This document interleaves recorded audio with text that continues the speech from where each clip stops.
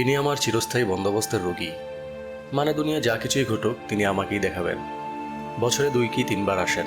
Diabetes, pressure আছে, তবে দুটোই না থাকার মতোই। তিনি খুবই সচেতন, তো ঢাকার বাইরে থেকে এসে নিয়মিত পরীক্ষা নিরীক্ষা করান। স্বামী মধ্যপ্রাচ্য প্রবাসী, সেটা তাকে দেখলেই বোঝা যায়।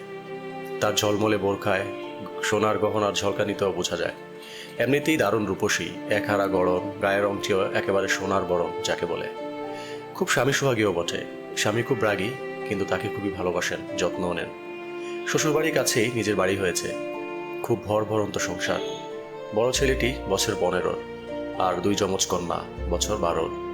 তিনি এসে উজ্জ্বল মুখে চকচকে চোখে তার স্বামীর গল্প করেন, সংসারে গল্প করেন হাত নেড়ে নেড়ে। আমার ভালোই লাগে তার সুখের আলোয় ঝলমলে চেহারা দেখতে। এর মাঝে অনেক দিন তার দেখা নেই। প্রায় বছর গড়িয়ে একদিন তিনি এলেন। প্রথমে আমি চিনতেই পারিনি কোথায় সেই জৌলুস, কোথায় সেই সুখে ঝলমলে চেহারা।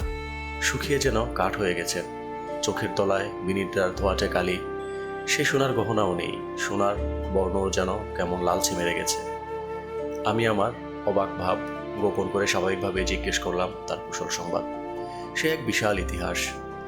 আগে থেকেই তার জরায়ুতে ফাইব্রয়েড নামের নির্দোষ ধরনের টিউমার ছিল, ছোট্ট। পরবর্তীতে ব্লিডিং বেড়ে যাওয়ায়, টিউমারের আকার বাড়তে থাকায় স্থানীয় চিকিৎসকের পরামর্শে শুধু টিউমারটি অপসারণের জন্য অপারেশনে রাজি হন। কিন্তু অপারেশনের সময় জটিলতা সৃষ্টি হওয়াতে তার পুরো জরায়ু কেটে ফেলা হয়। এদিকে তার স্বামী তা জানতে পেরে ভীষণ রেগে যান। নানা বাক বিসম্বাদ ঘটে। এক পর্যায়ে তার নামে তালাকনামা পাঠানো হয়। তিনি তার সংসার জীবনের রীতি টেনে 2 মেয়ে হাতে করে বাবার বাড়িতে ফিরে আসেন, ভাইদের সংসারে। স্বামী জরায়ুবিহীন অকেজো মেয়েটিকে ত্যাগ করে মাস 6 আগে দেশে ফিরে এক অষ্টাদশীকে বিয়ে করে ফিরে গেছেন। তিনি বলছেন, আর আমি স্তব্ধ হয়ে শুনছি। গলার কাছে কেমন যেন দলা পাকিয়ে গেছে সব। কি বলবো ভেবে না পেয়ে প্রেসক্রিপশন লিখতে শুরু করেছি। প্রেশার অনেক বাড়তি, ব্লাড সুগারের একটা রিপোর্ট এনেছেন, তাও ভালো নয়। তিনি মৃদু গলায় বললেন, আমার ওষুধ বদলায়া কম দামে করে দেন ম্যাডাম। মাস গেলে সামান্য খরপোশ পাই, কুলায় না। ওষুধও খাই না প্রায় সময়, টাকার বড় টানাটানি। তবে টাকার কষ্ট, ভাইগো সংসারে থাকার কষ্ট গায়ে লাগে না ম্যাডাম। কষ্ট লাগে আমার সংসারটার জন্য, মানুষটার জন্য। এত ভালোবাসলাম তারে, বদলে এই মূল্য পাইলাম। ভালোবাসার মূল্য কত ম্যাডাম? আমি তার সুখ মুছে যাওয়া ঘোলাটে চোখ দেখছি।